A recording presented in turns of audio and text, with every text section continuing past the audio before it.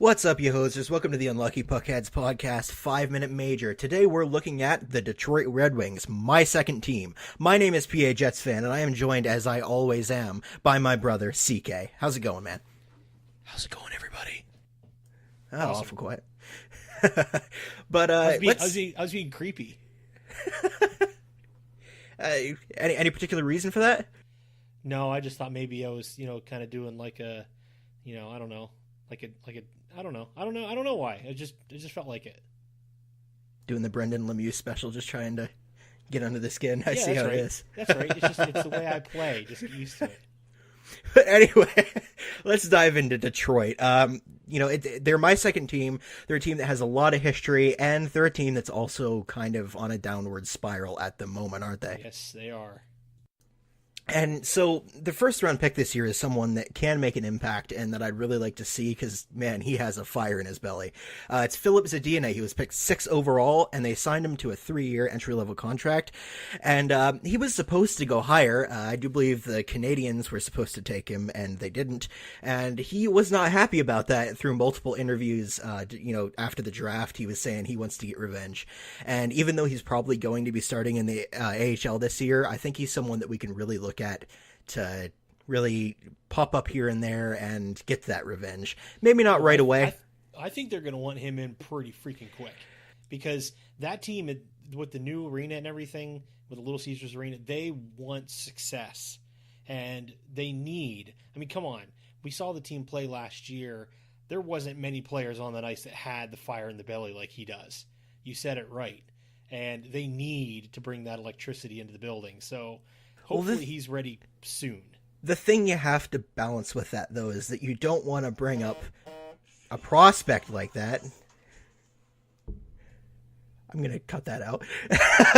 No. You can't cut that out because you picked on me last time with it bugged. So everybody's going to That's hear fair. that. You know what? That's fair. I'm leaving that in. You're leaving it in, and this time it's like, oh, yeah, I hear that because you were wrong. You're wrong about your thoughts. Okay? All right. Look, the fates were buzzing you because they're saying, no, that team needs him.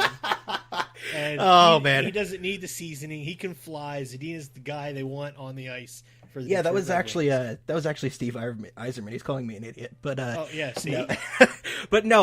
What I was going to say is you have to balance that with, you don't want to bring up a guy too early on a team that's really is not going to be good. You don't want to have their confidence ruined. You don't want to have to risk them regressing at all because they're on a bad team. And I think that if he doesn't start, that's going to be the reason why. And I wouldn't necessarily call that a bad decision. Just give it a little time to build. Oilers.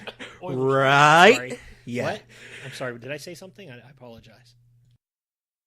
Yeah, I do actually want to say that's a good point. But from there, we'll move on. I think we said all we can about Phillips Zadina.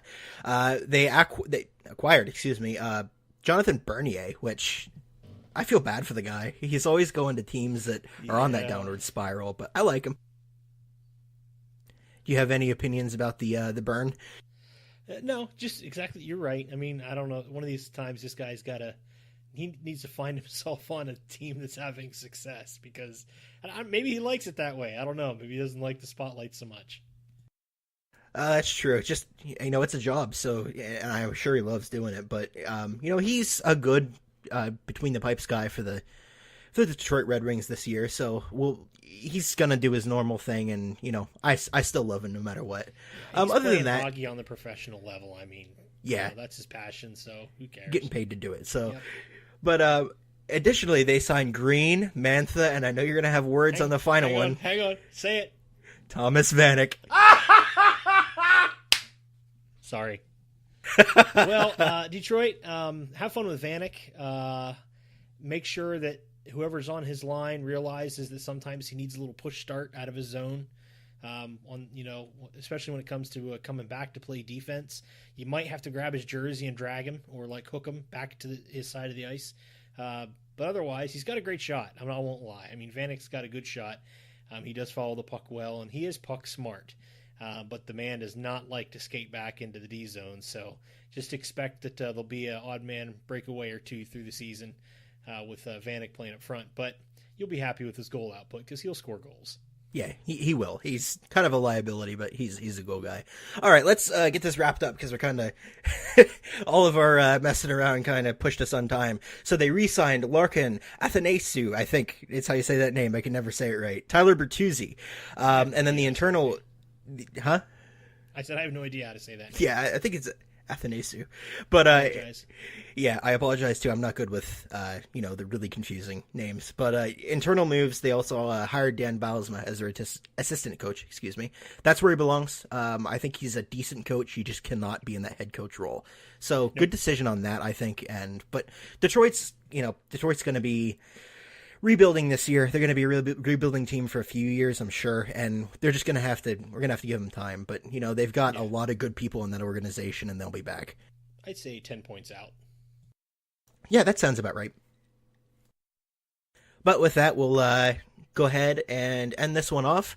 I'm looking forward to watching Detroit on the ice this year. They are my second team. A lot of history there, and this is just kind of a valley in their many peaks. So excited to see it this season, and I'm sure you guys are too. This has been the Unlucky Puckheads podcast. Keep your stick on the ice.